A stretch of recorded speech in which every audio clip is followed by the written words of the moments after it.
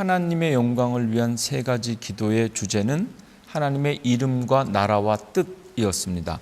오늘 주기도문 후반부 우리들을 위한 세 가지 기도 제목 설교할 텐데요. 우리들을 향한 세 가지 기도의 제목의 주제, 일용할 양식, 죄, 시험입니다.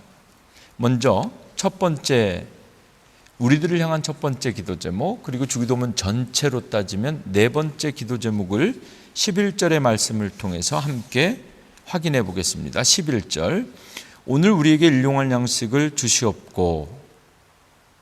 식사기도 때 자주 하는 기도인데요, 식사기도 때만 하는 기도가 아니라 모든 그리스도인들의 신앙적인 삶의 가장 기초가 되는 기도가 바로 이것입니다. 예수님께서 우리에게 기도를 가르쳐 주실 때 우리가 우리들의 삶, 생활을 위해서 구해야 될 첫 번째 기도가 바로 이것입니다. 먹고 사는 것이 하나님의 손에 달려 있다는 기도인데요, 이 기도 안 하면 그리스도인 아닙니다. 그리고 이 기도대로 살지 못하면 그리스도인 안 됩니다. 일용할 양식, 식사기도 때 자주 하는 이 기도 제목인데요, 적어도 식사기도 때만이라도 빠짐없이 기도하셨으면 좋겠습니다. 특별히 가정에서 식사하실 때뿐만이 아니라 사람들 많이 있는 곳, 넓은 곳, 열린 곳, 식당에서 함께 식사할 때도 꼭 숟가락 들기 전에 우리 교회 성도님들 기도하고 식사하시기를 권면합니다. 단순한 기도가 아니라 세상 가운데서 내가 기도하고 밥 먹는 사람이다, 내가 그리스도인이다, 이렇게 선포하는 것이 식사기도라고 저는 믿습니다. 일부러라도 더 해야 된다. 더 반듯하게, 바르게 그렇게 식사하고 내가 그리스도인임을 선포하면서 식사하고, 지금 내 앞에 놓여 있는 이 음식 배후에 살아계신 하나님을 맛보고 경험할 수 있는 교회가 되기를 원합니다. 양식이라는 말의 헬라어 원어는 알톤입니다. 유대인들의 주식이었던 빵을 단순하게 의미하는 것이 아니라 이 헬라어 단어 알톤은 넓은 의미에서 생명을 유지할 수 있는 일련의 모든 것들을 의미합니다. 빵이나 쌀을 구하는 것이 아니라 우리들 일상생활에 필요한 모든 것을 하나님께 구하고 기도하는 것이 바로 이 기도 제목입니다.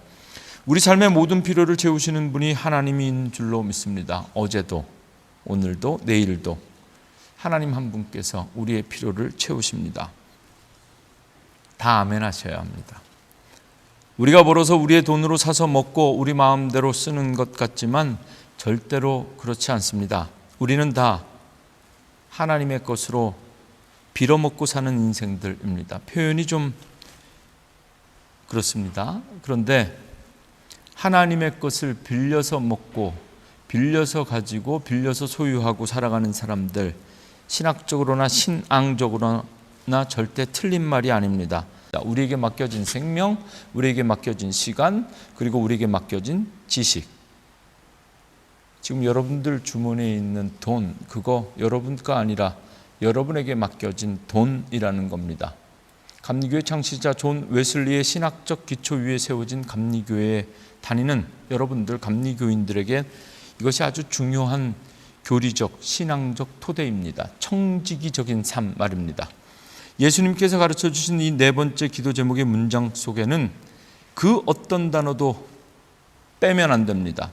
오늘 우리에게 일용할 양식을 주옵소서. 오늘 우리에게 일용할 양식 말입니다. 그냥 기도할 때마다 차고 넘치게 충만한 양식을 구하는 것이 아니라 일용할 양식, 단 하루, 딱 하루 먹고 살 그 양식 말입니다. 이스라엘 백성들이 출애굽해서 광야를 걸으면서 먹었던 그 만나와 메추라기와 같은 그런 양식을 기도하라는 겁니다. 오늘 내가 하루 먹고 살 일용할 양식. 그런데 오늘 내가 하루 먹고 살 양식이 아니라 오늘 우리 모두가 하루 먹어야 할 일용할 양식을 위해서 우리는 기도해야 됩니다. 오늘 이 땅에 살아가는 모든 사람들이 하루 먹을 일용할 양식을 주옵소서. 다시 한번 기도합니다. 오늘 이 땅에 살아가는, 오늘 지금 나와 함께 이 땅에 살아가는 모든 인간들, 사람들이 하루 먹을 일용할 양식을 주옵소서. 이렇게 하루 한 번씩 기도하고 하루 한 번씩 응답받으면 충분할 것 같은 기도입니다. 혹시라도 지금 우리가 모르는 곳에서 굶는 사람이 있다면 그것은 양식이 부족해서가 아니라 누군가 남이 먹을 일용할 양식 이상의 것을 가지고 있기 때문입니다. 우리가 기도해야 될 것은 우리 속에 오늘도 일용할 양식을 위해 기도하는 사람들 영혼이 있는지 주변을 함께 살피면서 하나님 앞에 오늘 나뿐만이 아니라 우리 모두가 먹을 수 있는 일용할 양식을 달라고 그리고 그렇게 살 수 있게 해달라고 기도해야 됩니다. 작년에 주기도문을 해설하기 위해서 그리고 새가족 교육들을 위해서 이재철 목사님의 책을 한 권 읽었는데요. 그 책 속에 이재철 목사님께서 주기도문을 해설하는 그 부분에서 이야기 하나를 소개한 것이 기억이 나서 여러분들에게 소개하려고 합니다. 영화 부시맨의 이야기입니다. 비행기 타고 가던 사람들이 비행기에서 콜라 먹고 콜라병 던집니다. 그 콜라병이 하늘에서 떨어지는데 부시맨들이 살고 있던 아프리카에 떨어진 겁니다. 땅 아래에서 하늘로부터 떨어진 콜라병 하나를 발견했습니다. 부시맨입니다. 아프리카의 부시맨들에게는 그 콜라병이 축복이었습니다. 콜라병을 버린 사람들에게는 쓰레기였는데 말이죠. 생전 처음 하늘에서 떨어진 콜라병 하나, 그것을 발견한 부시맨이 도대체 이거는 어디다 쓰는 물건인가 너무 궁금했습니다. 하늘로부터 떨어진 물건이라 신비하기도 하고 말이죠. 마치 도깨비 방망이처럼 그렇게 여겨졌는데요. 이 생전 처음 보는 이 다 먹고 하늘로부터 버려진 콜라병을 가지고 부시맨들이 두꺼운 과일들을 두들려서 깨기도 하고요. 밀가루 반죽을 만들 때 콜라병을 이용해서 해보니까 기가 막히게 사용되는 겁니다. 하늘이 내려준 이 신비한 콜라병이 그들 부시맨들에게는 하늘이 내려준 축복이었습니다. 그런데 이렇게 신기하고 유용하고 기가 막히게 사용할 수 있다는 사실을 알게 되면서 부시맨들이 서로 가지려고 차지하려고 서로 갈등하게 되고 싸우다가 원수가 됩니다. 하늘이 내려준 복 때문에 서로 원수가 된 겁니다. 마지막에 족장이 이 콜라병을 아무도 다시 찾을 수 없는 세상 끝에 가져다 버립니다. 그리고 그때서야 다시 그 부시맨들의 마을에 평화가 찾아온다는 겁니다. 여러분에게 주신 하늘이 내린 복, 그 복이 정말 복이 되기 위해서 우리가 기도해야 될 제목이 이 기도 제목인데요. 이 기도가 우리들의 삶 속에 응답되지 않으면 오늘 우리에게 일용할 양식을 주옵소서. 이 기도가 우리들의 삶 속에 제대로 응답되지 않으면 마치 아프리카 부시맨 마을에 떨어진 콜라병처럼 말이죠. 하늘이 우리에게 주신 그 복은 더 이상 복이 아니라 재앙이 됩니다. 매년 연말에 우리는 이 땅에 살면서 우리가 사는 나라의 정부의 세금 보고를 하면서 사는데요. 웨슬리가 말하는 이 땅에 하나님이 맡기신 것을 가지고 살아가는 청지기들은 마지막 날 하나님 앞에서 회개 보고를 해야 된다고 합니다. 얼마만큼 벌었느냐 보다 중요한 것이 얼마만큼 나누었느냐. 마지막 순간 하나님 앞에 제대로 된 결산을 하기 위해서 오늘 우리에게 일용할 양식을 주옵소서. 매일매일 먹는 것, 나뿐만이 아니라 우리와 함께 살아가는 우리 모두의 양식을 위해서 기도하고 나누고 그렇게 살아갈 수 있는 청지기적인 삶을 살아내는 우리 교회 되기를 주님의 이름으로 축원합니다. 이제 우리들을 위한 두 번째 기도 제목이자 주님께서 전체적으로 주기도문을 통해서 우리에게 가르쳐 주신 다섯 번째 기도 제목을 나누려고 하는데요. 죄에 대한 문제입니다. 12절 우리가 우리에게 죄 지은 자를 사하여 준 것 같이 우리 죄를 사하여 주시옵고. 한국말로 쓰여져 있는 이 12절 말씀 기도 제목을 읽으면 오해의 여지가 조금 있습니다. 우리가 우리 죄를 사하여 준 것 같이 이것이 먼저 나오고 그 다음에 우리 죄를 사하여 주옵소서. 마치 우리가 누군가의 죄를 사하여 주는 것이 하나님께로부터 우리 죄를 용서받을 수 있는 조건처럼 그렇게 보여지기 때문인데요. 우리가 우리에게 죄 지은 자 용서해 주었으니 하나님 이제 우리 죄도 용서해 주옵소서, 이렇게 들리는 거죠. 우리말 주기도문은 이렇게 순서가 쓰여져 있는데 헬라어 원문은 순서가 다릅니다. 우리가 용서하면 하나님께서 이에 따라 우리를 용서하신다는 것이 아니라 하나님의 용서가 먼저입니다. 하나님께서 우리를 용서해 주셨기 때문에 우리도 다른 사람들을 용서하면서 살기 원합니다. 그렇게 살게 해 주십시오. 바로 이 기도는 그런 기도입니다.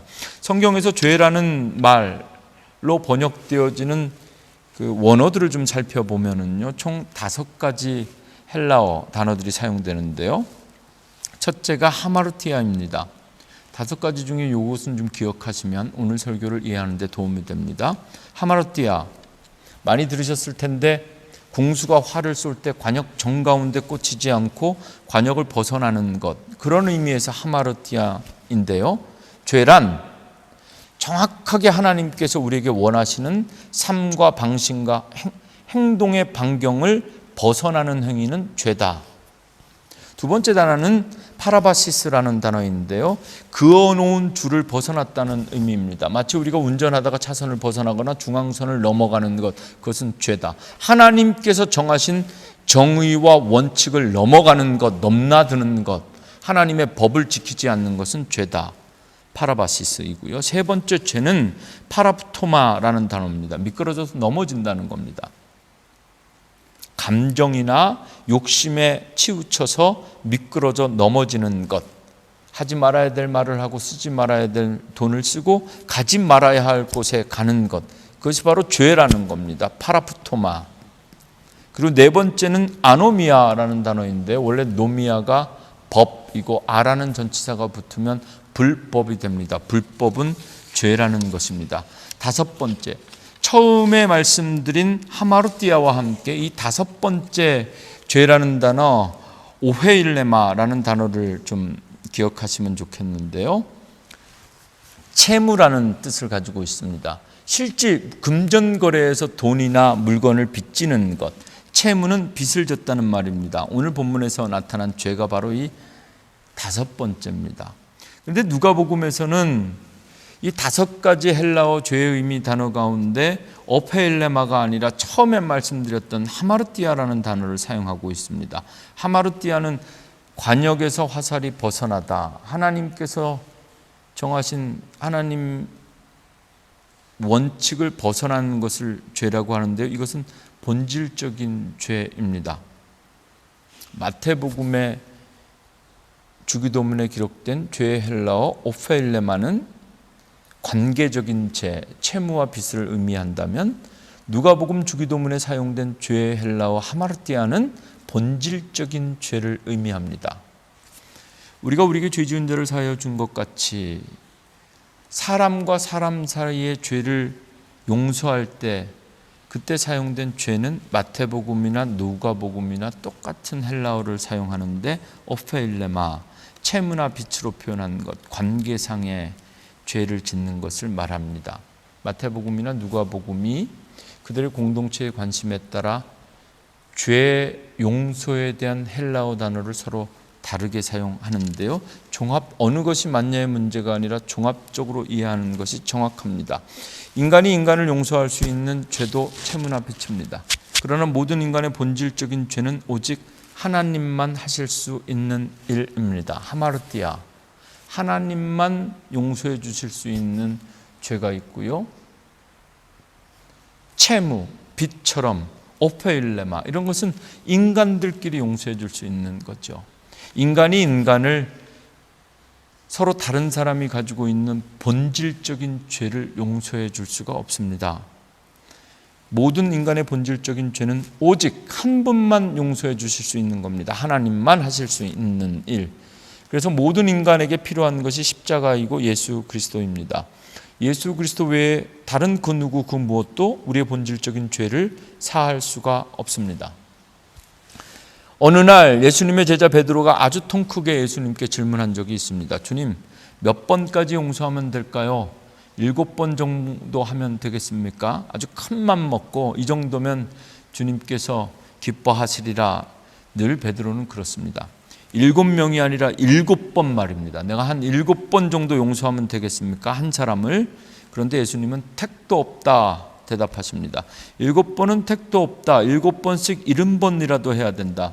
77에 49, 490번입니다. 만약 오늘 우리 앞에 예수님이 계시다면, 그래서 우리가 예수님을 향해서 주님 490번만 말씀하신 대로 490번만 용서하면 되겠습니까? 묻는다면 예수님께서는 또다시 우리에게 490번씩 4000번이라도 용서하라고 하실 겁니다. 그게 바로 예수님의 사랑이고 용서입니다. 그냥 언리미티드로 용서하며 살라는 것입니다. 왜 그래야 됩니까? 하나님께서 우리를 언리미티드로 용서해 주셨으니까 우리도 그렇게 살아야 된다. 그리고 그렇게 기도해야 된다. 부부끼리 싸움할 때 이 말씀을 적용하면 여러분들이 지금 예배드리는 여러분들의 가정이 지난주에 말씀드린 하나님의 사랑과 통치와 주권이 임하는 하나님의 나라가 될 터인데요. 남편들은 늘 잘못했다 미안하다 그렇게 말하면서 삽니다.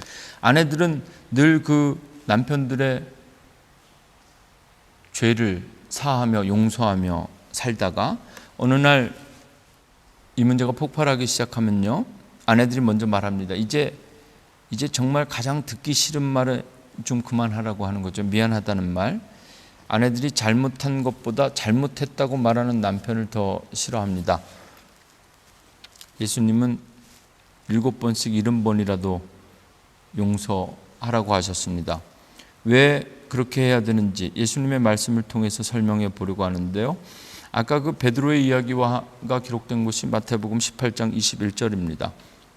18장 21절. 그러므로 천국은 그 종들과 결산하러 하던 어떤 임금과 같으니 결산할 때 10,000달란트 빚진 자 하나를 데려오매 10,000달란트 빚진 사람이 있었다는 겁니다. 달란트는 금으로 사용되는 화폐였습니다.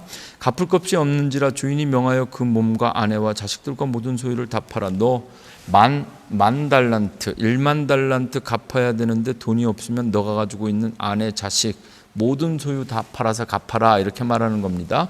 종이 엎드려 절하며 이르되 내게 참으소서 다 갚으리이다 갚겠습니다 참아 주십시오. 27절 그 종이 주인을 불쌍히 여겨 놓아 보내며 그 빚을 탕감하여 주었더라. 이렇게 10,000달란트 빚진 자가 빚을 탕감받았습니다. 그 종이 나가서 자기에게 100데나리온 빚진 동료 한 사람을 만나 붙들어 목을 잡고 이르되 빚을 갚으라. 데나리온은 은으로 사용되는 화폐입니다. 100데나리온입니다. 1달란트가 6,000데나리온이라고 합니다. 방금 전에 이 사람이 면제받은 빚이 10,000달란트입니다. 데나리온으로 환산하면 6천만 데나리온입니다. 6천만 데나리온을 방금 용서받고 탕감받은 자가 곧바로 밖에서 만났던 100데나리온 자기에게 빚진 자를 용서하지 못했습니다. 30절 참아주소서 갚으리이다 이렇게 구걸하는데 30절 허락하지 아니하고 이에 가서 그가 빚을 갚도록 옥에 가두었다. 예수님께서 하신 말씀 신약성경 마태복음 18장에 기록되어져 있는 이야기인데 우리들의 이야기입니다. 그 동료들이 그것을 보고 몹시 딱하게 여겨 주인에게 가서 다시 이 사실을 알립니다. 그래서 주인이 10,000달란트 빚진 자를 다시 부릅니다. 그리고 너도 그 빚 갚을 때까지 감옥에서 나오지 말아라. 성경에 기록된 이 이야기가 앞으로 우리 삶 가운데 우리 미래에 우리 앞에 펼쳐질 이야기입니다. 예수 믿고 용서받은 우리가 왜 용서하며 살아야 하는가? 우리가 용서받았기 때문에 그렇습니다. 우리가 용서받았기 때문에 우리도 끊임없이 용서하며 살게 하옵소서. 이것이 바로 이 기도 제목입니다. 하나님 앞에 수없이 용서받고 본질적인 죄, 관계적인 죄, 빚과 채무 모든 것을 십자가상에서 용서해 주신 예수 그리스도 그 은혜로 구원받은 우리가 하나님 앞에 기도하면서 하나님 나를 용서해 주셨으니 구원해 주셨으니 나도 용서하며 구원을 베풀며 살아가는 자가 되게 하옵소서. 우리가 꼭 해야 될 기도입니다. 이제 오늘 마지막 6번째 기도 제목 나누려고 합니다. 두 가지 주제가 함께 붙어 있는데요. 시험과 악에 대한 것입니다. 우리를 시험에 들게 하지 마시고, 시험이라는 단어, 페이라스모스라는 이 단어의 주체에 따라서 해석의 의미가 달라진다고 했습니다. 이 시험을 주는 분이 하나님이면 그것은 훈련이 되고요, 사단이 주는 시험이면 그것은 유혹인데 두 가지 다 기도하셔도 됩니다. 하나님께서 주시는 시험을 통해서 우리는 인생의 해답을 발견하게 됩니다.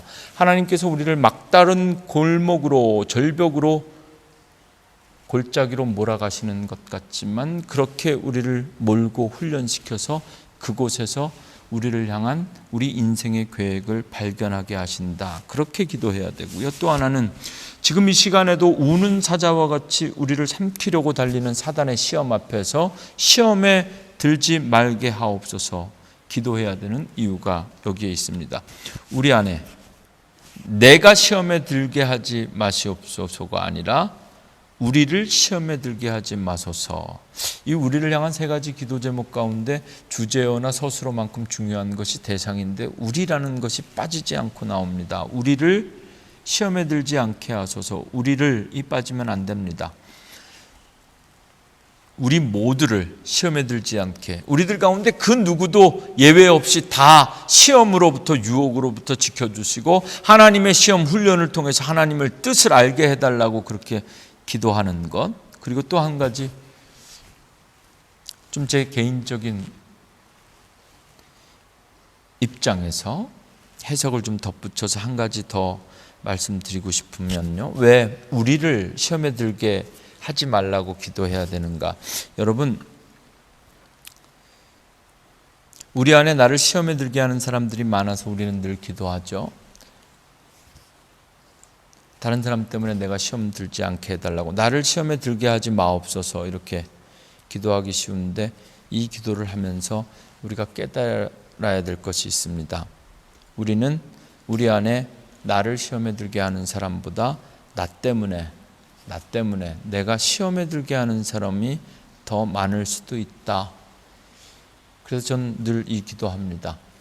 우리 안에 나 때문에, 목사 때문에 시험에 드는 자가 없게 하옵소서. 그렇게 목회하려고 하는데 그렇게 기도합니다.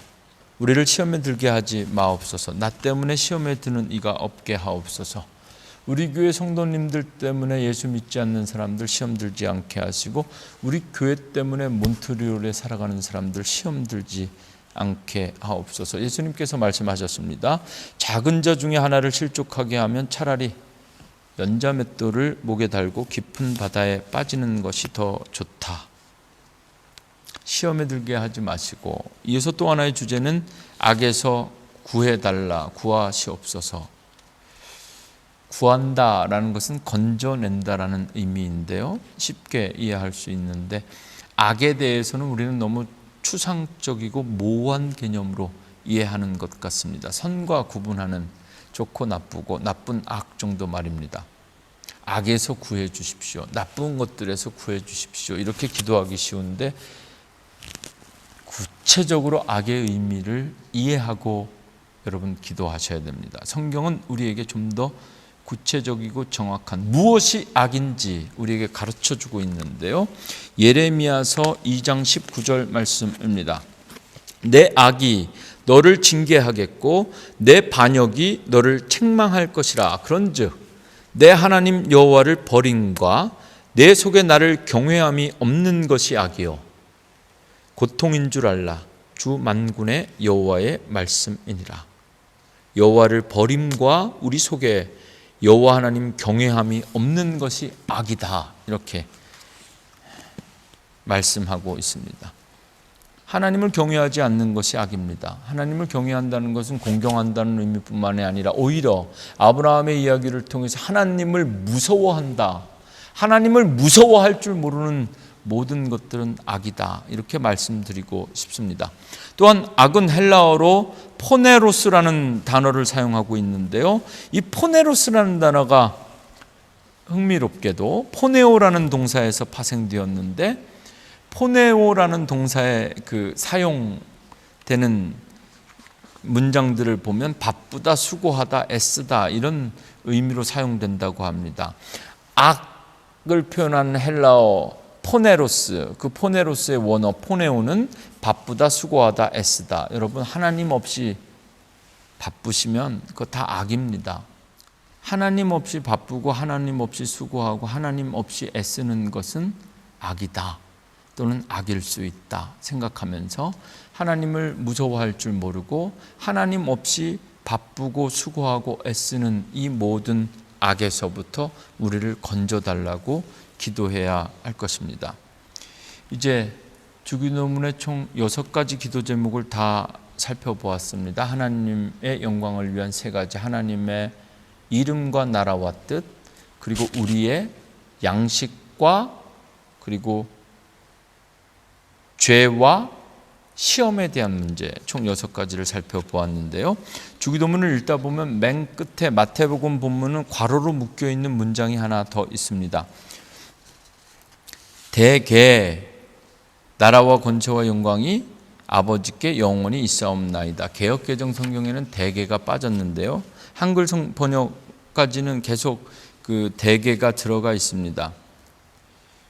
괄호로 묶여있는 이유는 원래 예수님께서 가르쳐 주신 내용에는 없었던 것인데 후대에 첨가되었을 것이다. 후대의 사본에 첨가된 것으로 추측되기 때문에 괄호로 묶여 있습니다. 특별히 그 내용이 성령처럼 불려지기 때문에 나라와 권세와 영광이 아버지께 있나이다.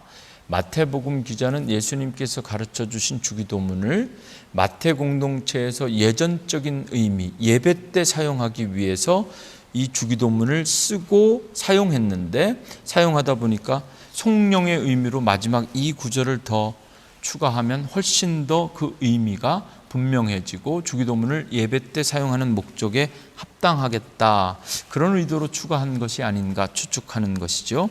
대개는 한자로 클 대자와 덮을 게 번역하면 큰 원칙으로 말하건대, 지금까지 이렇게 주기도문 6가지 쭉 기도하고 이 모든 것을 큰 원칙으로 보건대 나라와 권세와 영광이 아버지께 있습니다 라고 해석할 수도 있지만, 이 대개라는 헬라어 단어는 원래 호티라는 단어가 번역되었는데요, 영어로 말하면 because, 왜냐하면 이라는 의미가 있습니다. 즉 내가 이 주기도문을 처음부터 6가지를 쭉 한 이유는 because 이 기도가, 이 모든 기도의 내용, 그런 것들이 나라와 권세와 영광이 아버지에게 영원토록 있기 때문에 내가 지금 이렇게 기도한다라는 의미가 됩니다. 주기도문의 정말 마지막은 아멘으로 끝나는데요, 다 아시니까 길게 설명하지 않겠습니다. 예수님께서 내가 진실로 진실로 너희에게 이르노니, 설교하실 때마다 예수님께서 진실로 진실로, 이 진실로가 아멘입니다. 그리고 또 아멘은 어그리하다, 동의하다는 뜻이 있죠. 대표기도하고 나면 전 회중들이 아멘 하는 것은 당신의 기도가 내 기도입니다. 성가대 찬양이 끝나고 나면 온 회중이 아멘 하는 것은 당신들의 찬양이 나의 찬양입니다 라고 고백하는 겁니다. 기도할 때, 앞으로 우리 교회 대표 기도하시는 분들은 기도할 때 하나님 앞에 기도하고 아멘, 내가 진실로 이렇게 기도합니다, 이런 의미에서 아멘 하시고, 대표 기도를 함께 따라 하시는 온 교회와 성도들은 그분의 기도 앞에 그분의 기도가 나의 기도입니다, 저 기도에 내가 동의합니다 라는 의미로 우리가 아멘 해야 될 줄로 믿습니다. 마지막 아멘의 뜻은 확실합니다, 이루어 주옵소서, 믿습니다. 여러분, 주기도문이 우리 교회 그리고 여러분들의 기도의 수준을, 신앙의 수준, 신앙의 방향, 구조, 품질을 향상시켜주는 기도가 되기를 주님의 이름으로 축원합니다. 주기도문 끝날 때마다 정말 믿음으로, 신앙으로 아멘 할 수 있다면 주기도문은 하나님을 향한 전적인 신뢰가 될 것입니다. 마태복음 6장 맨 마지막 말씀을 그래서 오늘 함께 읽었습니다. 그런즉 너희는 먼저 그의 나라와 그의 의를 구하라, 그리하면 이 모든 것을 너희에게 더하시리라. 34절. 그러므로 내일 일을 위하여 염려하지 말라. 내일 일은 내일이 염려할 것이요 한날의 괴로움은 그날로 족하니라. 여러분, 지금 우리가 해야 될 것은 염려가 아니라 기도입니다. 특별히 어떻게 기도해야 되는가? 주님께서 가르쳐 주신 기도, 이 기도를 통해서 우리가 기도하고 응답받는 교회 되기를 원합니다.